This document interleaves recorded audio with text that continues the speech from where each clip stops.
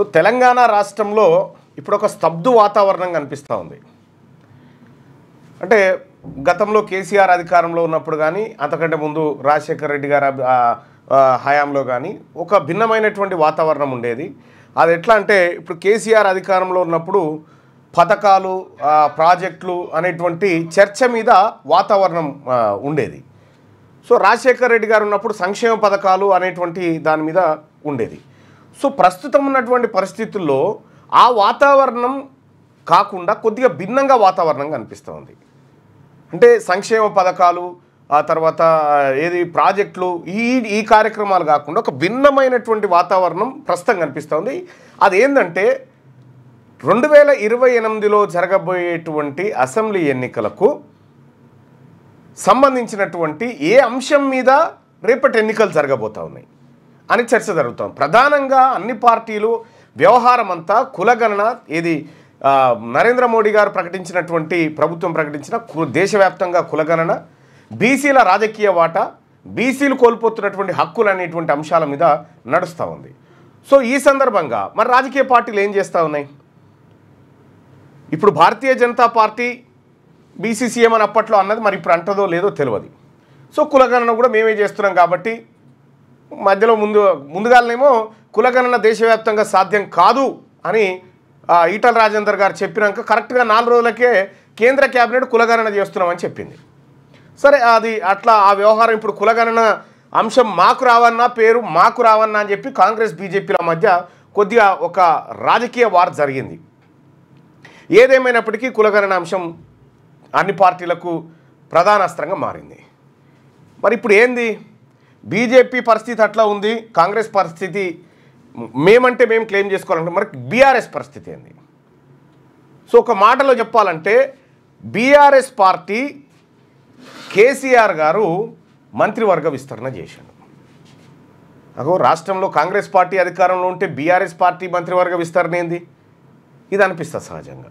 ఇటీవల కాలంలో జరుగుతున్నటువంటి బీఆర్ఎస్ పార్టీ పరిణామాలను గమనిస్తే చాలా క్లియర్గా మనకు అర్థం కావాల్సినటువంటి ఒక విషయం ఏంటంటే కేసీఆర్ గారు ఫామ్ హౌస్లో కూర్చొని ఒకటి కేటీ రామారావుకు పార్టీ బాధ్యతలు, ఆయనకు బాధ్యతలు ఇస్తే నాకు సంబంధం లేదని చెప్పి నాకేం ఇబ్బంది లేదని చెప్పి హరీష్ రావు గారు అనడం, పార్టీ బాధ్యతల్లో కంప్లీట్గా కేటీ రామారావు గారు మునిగిపోయి ఉండడం, నేను బీఆర్ఎస్ పార్టీలోనే ఉండాలి, బీఆర్ఎస్ పార్టీ నా సొంతం అనుకునేటువంటి కార్యకర్తలంతా కేటీ రామారావుని కలవాలి.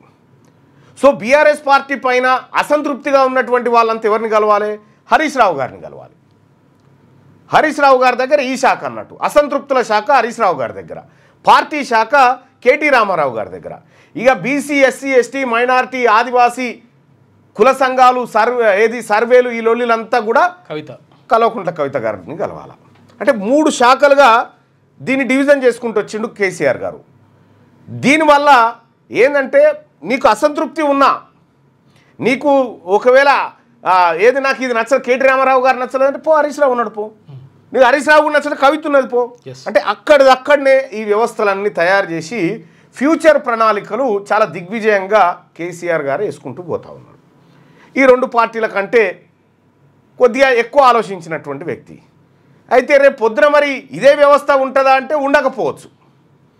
బీఆర్ఎస్ పరిస్థితి, కాంగ్రెస్ పరిస్థితి, బీజేపీ పరిస్థితి కూడా బీసీల చుట్టే ఉంటుంది కాబట్టి బీసీల నుంచి పుట్టేటువంటి ఆల్టర్నేట్ పాలిటిక్సే ఇప్పుడు భూమి తన చుట్టూ తాను తిరుగుతూ సూర్యుని చుట్టూ కూడా తిరిగినట్టుగా ఈ పార్టీలన్నీ వాళ్ళ చుట్టూ వాళ్ళు తిరుగుకుంటా బీసీల చుట్టూ కూడా తిరుగుతాయి.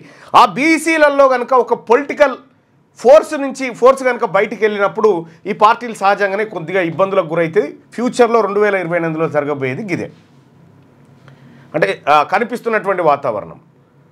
ఎందుకంటే ఇక బీఆర్ఎస్లో అలిగినోడు ఉంటే బీజేపీకో కాంగ్రెస్కో ఓనికి లేకుండా అందులోనే ధృవాలు తయారు చేసి మంత్రివర్గ విస్తరణ, సాంఘిక సంక్షేమ శాఖ కవిత గారికి, ఆ తర్వాత అసంతృప్తుల శాఖ హరీష్ రావు గారికి, పార్టీ శాఖను కేటీఆర్ గారికి అప్పచెప్పిండు. ఇంకెవరైనా సీనియర్లు బాధ వెళ్ళబోసుకుంటే వాళ్ళు ఉంటే నాకు అడిగి రండి. అంతే 4 శాఖలు 4 స్తంభాలుగా పెట్టి కూర్చున్నారు ఇప్పుడు అలా.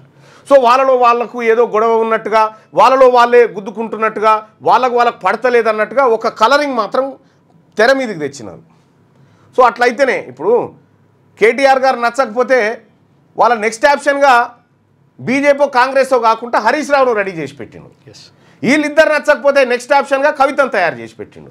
ఈ ముగ్గురు మోసమే చేస్తుంటే నేను రెడీగా ఉన్నా ఫామ్ హౌస్లో అని చెప్పి ఆయన చేస్తాను. ఈ రకమైనటువంటి పొలిటికల్ వాతావరణాన్ని కేసీఆర్ సృష్టించిండు. 2028కి చాలా పకడ్బందీగా ముందస్తు ఆలోచన చేసినటువంటి మాజీ ముఖ్యమంత్రి కేసీఆర్ గారు. సో దీన్ని బీసీ ప్రజలు ఎట్లా బద్దలు కొట్టాలి, వీళ్ళ కుట్రలు ఎట్లా పసిగట్టాలనేది త్వరలో మళ్ళీ మాట్లాడుకుందాం. క్యూ న్యూస్లో పనిచేయటకు వీడియో ఎడిటింగ్ మరియు SEOలో అనుభవం గల జూనియర్ ఎడిటర్స్ కావాలను సంప్రదించవలసిన నెంబర్ 8688926084.